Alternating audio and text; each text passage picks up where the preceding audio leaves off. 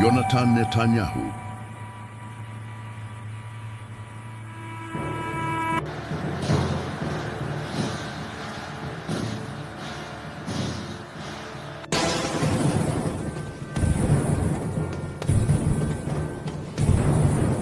Wilfried Böse.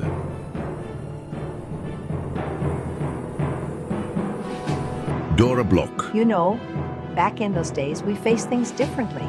It shaped us all.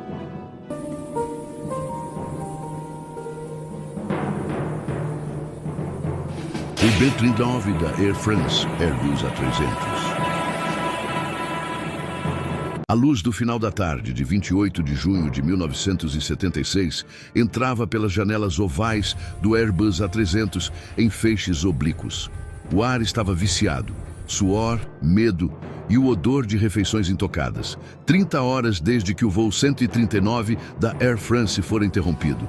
2 palestinos da Frente Popular para a Libertação da Palestina e 2 alemães da Revolutionäre Zellen transformaram 248 passageiros em reféns. Wilfried Böse e Brigitte Kuhlmann caminhavam pelo corredor com confiança. Lá fora, a pista do Aeroporto Internacional de Entebbe, em Uganda, estava sob controle de soldados leais a Idi Amin Dada. O avião não estava em solo europeu.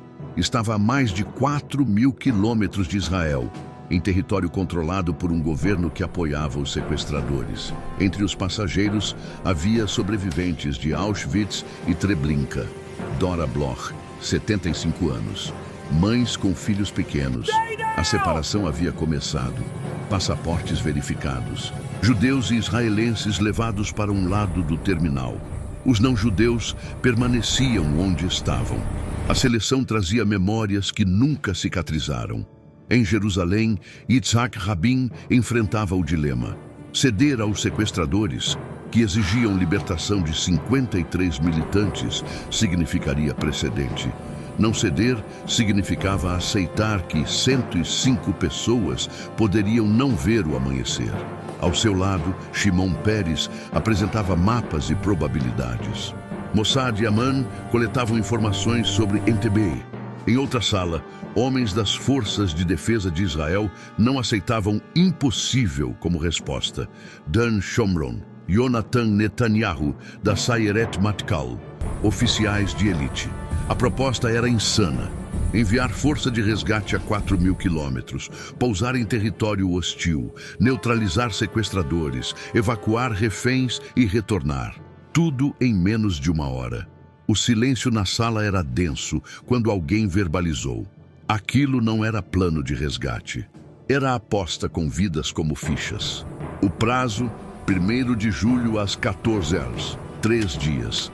Wilfried Böse falava com certeza de quem acreditava fazer história. Dentro do antigo terminal, construído por israelenses nos anos 1960, os reféns tentavam manter rotina. Pequenos gestos tornavam o medo suportável. Dora Bloch começou a passar mal. Pedaço de comida na garganta. Os sequestradores permitiram que fosse levada ao Hospital Mulago, em Kampala. Ninguém imaginava que selaria seu destino. Em Tel Aviv, a base de Lod fervilhava. C-130 Hércules sendo preparados. Yonatan Netanyahu, Yoni, reuniu sua unidade. 30 anos, irmão de Benjamin Netanyahu. Reputação de brilhante e imprudente. O briefing foi direto. 4 sequestradores. Soldados ugandenses no aeroporto. Terminal antigo. Distância da pista. 200 metros. Shimon Peres entrou na sala. Iriam pelo Quênia. Jomo Kenyatta permitira que aviões israelenses usassem Nairobi como base de reabastecimento. O plano ganhou forma. 4 C-130. O primeiro carregaria um Mercedes preto, similar ao de Idi Amin, e Land Rovers. Criar ilusão que o ditador chegava ao aeroporto. Segundos preciosos entre sucesso e massacre. O elemento surpresa só funcionaria uma vez. Rabin ainda não havia autorizado. Oficialmente, Israel continuava negociando, mas todos sabiam que era teatro. O verdadeiro jogo estava em hangares militares e salas de planejamento. Em Entebbe, os sequestradores percebiam que o tempo trabalhava contra eles. Manter 105 pessoas sob controle por dias não era sustentável. Buzzy enviava mensagens mais duras, ameaças explícitas. O que ele não sabia era que homens memorizavam o layout do terminal, treinando em maquetes, ensaiando cada passo, cada tiro. Em 29 de junho, a inteligência localizou Baruch Bar-Lev, engenheiro que trabalhou na construção do terminal. Ele tinha as plantas originais, cada parede, cada porta, cada janela, desenhado por mãos israelenses. Soldados construíram réplica em tamanho real. Yoni passava horas dentro, cronômetro na mão. Cada variável testada, cada possibilidade ensaiada.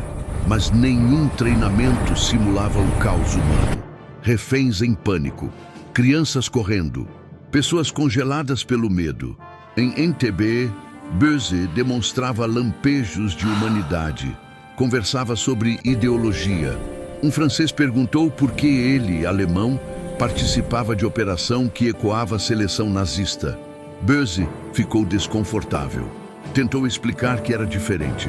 As palavras soavam ocas. No dia 30 de junho, 148 passageiros foram libertados. Não israelenses, não judeus. Famílias separadas. Alguns recusaram partir, ficando com amigos judeus.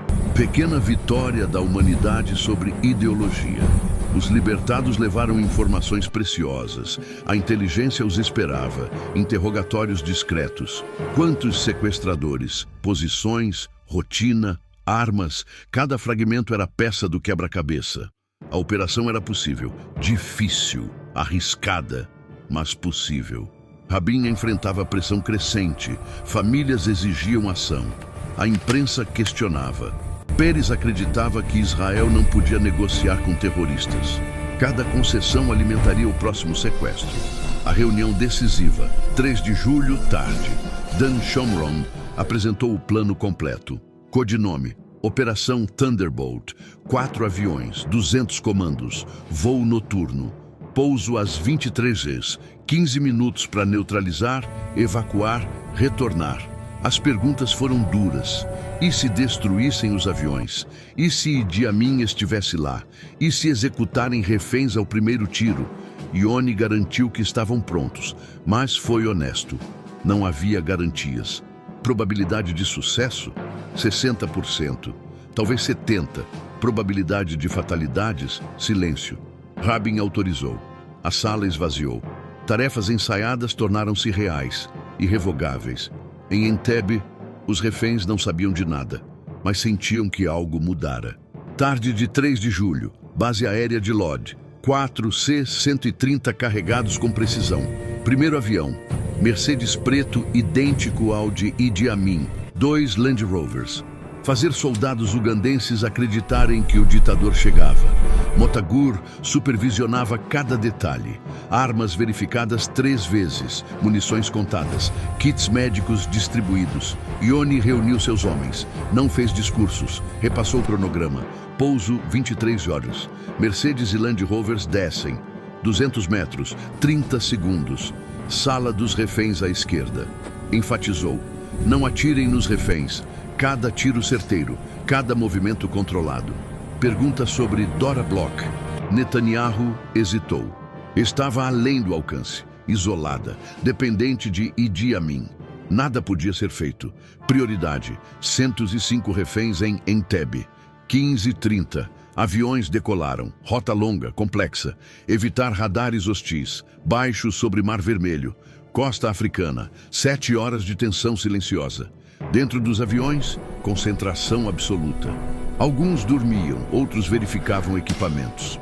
Yoni caminhava, fazendo piadas, mas estava diferente, mais quieto. Em Entebbe, reféns viviam o que acreditavam ser últimas horas. Cartas de despedida em pedaços de papel, escondidas em roupas. 22h45, C-130 começaram descida. Luzes apagadas, motores baixos. Cronometraram com outro voo programado. Confusão nos radares. 23h01. Primeiro C-130 tocou a pista. Suave, silencioso. Rampa abriu. Mercedes desceu, seguido por Land Rovers. Yoni no primeiro veículo. Começaram a mover. Sentinela ugandense aproximou-se, fez sinal para parar. Tudo pendeu numa navalha. Soldado israelense com pistola silenciada tomou decisão. Sentinela tombou sem barulho. Não havia mais tempo para sutileza. Veículos aceleraram. Ione e equipe saltaram. Correram até a entrada. Porta destrancada. Entraram. Primeiro tiro. Wilfried Böse viu homens armados invadindo. Levantou arma. 3 balas o atingiram. Caiu de costas. Olhos abertos, processando o impossível. Brigitte Kuhlmann reagiu rápido. Levantou arma na direção dos reféns. Ordem sempre fora clara. Se resgate, matem todos. Não chegou a apertar. 2 soldados da Sayeret Matkal a viram antes. Corpo lançado para trás. Arma caiu. Gritos começaram. 2 palestinos resistiram. Posicionados atrás de colunas, únicos que retornaram fogo efetivamente. Soldado atingido no braço. Outro teve capacete perfurado. Eram 2 contra dezenas. 20 segundos. Resistência acabou. Ione gritava ordens. Todos no chão, get down. Alguns obedeceram. Outros congelados. Mulher correu na direção errada. Soldado bloqueou, gritando que eram israelenses. Mas não estava tudo bem. Soldados ugandenses reagindo. Segundo time, Mookie Betts enfrentava resistência crescente. Plano previa isso. Destruir MiG-17 na pista. Manter perímetro. Explosões iluminaram a noite. Caças destruídos metodicamente. Bolas de fogo. Mensagem clara. Israel projetava poder a milhares de quilômetros. Evacuação caótica, mas funcional. Corram para a pista. Famílias carregadas, crianças chorando, idosos mal se moviam. Foi então que Ione, coordenando fora do terminal, foi atingido. Bala de torre de controle. Pelas costas, atravessou o peito, caiu sem barulho. Arik, médico militar, verificou o pulso. Fraco, irregular. Ferimento grave. Foi carregado para C-130, ainda respirando. Mas todos sabiam. Evacuação continuou. Não podiam parar. Era o que Ione teria ordenado. 23h13. Todos reféns vivos nos aviões. 3 não sobreviveram. Fogo cruzado.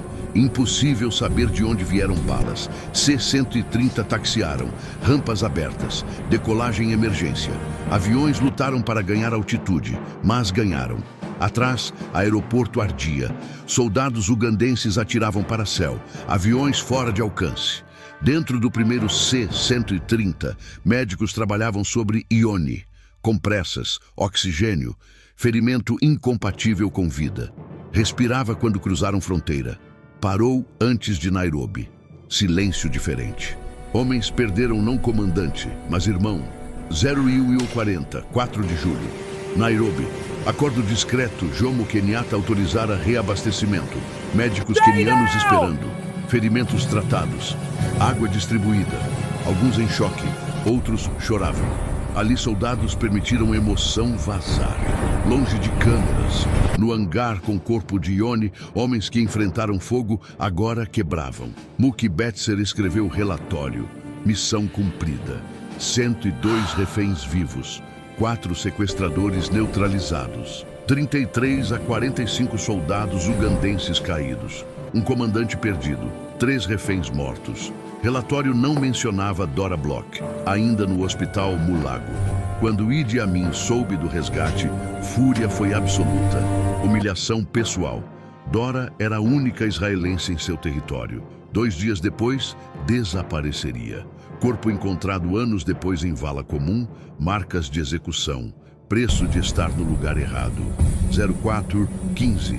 Decolagem para Israel. Reféns ocupavam todos espaço. Crianças dormiam sobre jaquetas, adultos processando. Sarah Davidson olhou para soldados, jovens, 20 e poucos anos. Arriscaram tudo por desconhecidos. Amanhecer sobre Sinai, luz dourada. Primeira vez em dias viam sol nascer sem medo. F-4 Phantom subiram para escoltar. Gesto, honra, 08h30. Pouso em Lod, multidões. Famílias sem dormir. Rampas abriram. Som indescritível. Gritos, choros, abraços. Câmeras transmitiam ao vivo. Final feliz raro. mas a ambulância movia-se em silêncio. Corpo de Yonatan Netanyahu. Benjamim estava lá. Contraste brutal entre celebração e dor. Rabin chegou. Falou com reféns. Mas todos percebiam diferença. Peso da decisão visível. Peres permitiu breve sorriso. Validação de tudo o que acreditava. Ambos sabiam. Sucesso não resolvia nada estruturalmente. Conflito continuaria. Vitória tática, não estratégica. Dias seguintes. Análise obsessiva. Mercedes como engodo. Pouso noturno. Destruição dos MiGs. Tudo destrinchado, transformado em doutrina. Mas para quem esteve lá, memória não era de táticas, era de momentos. Instante em que perceberam que eram israelenses, som de explosões, corrida, medo de desmoronar no último segundo. Para soldados, memória de Yoni caindo, continuar sabendo que perderam comandante, escolher salvar civis, escolha que definia tudo. 3 semanas depois, Ilan Hartuf, em café em Tel Aviv. Pessoas vivendo vidas normais, cappuccino, política, trânsito, banal, precioso. Ainda acordava com som de tiros, mas carregava algo diferente. Consciência de ter sido escolhido para centro de algo que mudaria a história. Operação Entebbe, agora Operação Yonatan, tornou-se lendária. Livros, filmes, análises militares, ousadia de enviar resgate a 4.000 quilômetros desafiava o possível. Para quem esteve lá, não era lenda, era memória vívida, trauma, gratidão misturada com culpa. Sara visitava túmulo de Yoni no Monte Herzl, flores, silêncio, dívida que nunca poderia pagar, equação sem sentido emocional. Benjamin Netanyahu carregava perda diferente. Estava no Zissua quando soube. Voltou para funeral. Algo mudou. Anos depois, primeiro-ministro, perda presente em decisões, recusa em negociar, ênfase em força. Israel não podia depender de boa vontade alheia. Entebbe moldou geração. Dan Shomron, chefe Estado-Maior. Ehud Barak, primeiro-ministro. Lição clara, planejamento meticuloso, execução ousada, riscos calculados, mas lições sombrias. Dora nunca retornou, execução confirmada, lembrete brutal. Idi Amin vingou-se, crueldade previsível. Relações, Uganda e Israel romperam. Quênia enfrentou pressão. Kenyatta negou envolvimento. Todos sabiam verdade. Sequestradores mortos tornaram-se símbolos. Mártires ou terroristas. Verdade mais complexa. Böse permaneceu controverso. Conversas revelavam um homem conflituado, repetindo padrões que deveria repudiar. Seleção ecoava crimes nazistas. Morreu sem resolver contradição. Anos transformaram Entebbe em estudo. O que funcionou? O que poderia falhar? Como replicar? Mas lições intransferíveis. Inteligência precisa, soldados treinados, liderança, sorte, condições raramente repetidas. Outras nações tentaram. Algumas sucesso. Muitas falharam. Entebbe mudou o cálculo de sequestro aéreo. Antes, santuários móveis. Baixo risco, alta recompensa. Depois, precedente de intervenção.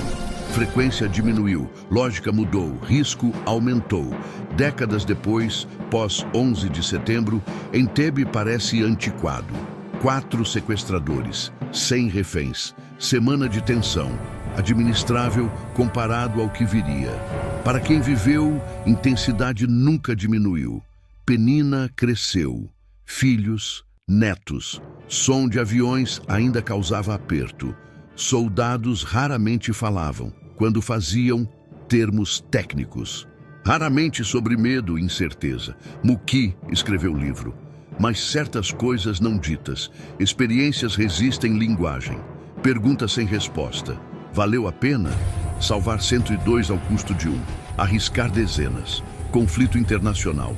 Precedente. Rabin carregou até morte. Defendia decisão. Mas mudara. Gravidade adicional. Peres via vitória inequívoca. Israel protegia cidadãos. Distância não obstáculo. Ambos certos. Ambos incompletos. Verdade resistia narrativas simples. Triunfo e tragédia. Heroísmo e cálculo. União e custo. 2016, cerimônia comemorativa. Sobreviventes retornaram. Aeroporto mudado, Uganda mudada, mundo mudado. Pisaram terminal antigo, memorial. Tempo colapsou. Mesmo medo, mesmos tiros, mesma corrida. Saíram, livres, outra vez. Ilan, idoso, olhou o céu africano. Pensou vidas tocadas, sobreviventes, mortos. Quem arriscou? Pensou Ione. Corpo em Jerusalém, decisão ecoando décadas. Pensou Dora. Vida terminada sozinha. Vingança. Pensou sequestradores. Jovens convencidos, mortos antes de aprender. Pensou si mesmo. Passageiro aleatório. Parte da história. Cicatrizes invisíveis. Gratidão imensurável. Entebbe não resolveu nada fundamental. Conflito continuou. Novos sequestros. Novas operações. Mas por uma noite, julho 1976, impossível aconteceu. Nação enviou melhores homens. Trouxe quase todos. História imperfeita, manchada, complicada. Inseparável de décadas de conflito. Mas história sobre escolha. Recusar inaceitável. Arriscar tudo. Responsabilidade por consequências. Talvez fosse isso que Entebbe representava. Não solução, não modelo. Momento em que recusaram paralisia. Agiram, aceitaram custos. Avião preservado em museu. Crianças visitam, impressionadas. Não entendem medo. Quem esteve entende. Carrega, lembra. Histórias não sobre lições claras, sobre testemunhar complexidade, coragem e terror. Esperança e desespero. Vida e ausência. Entebbe foi tudo isso. Continua sendo.